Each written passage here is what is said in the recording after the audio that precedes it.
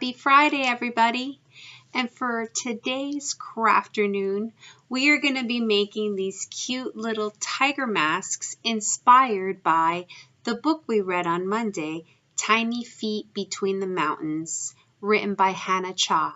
Stay tuned as we make these adorable, cute masks using paper, and elastic, and some markers.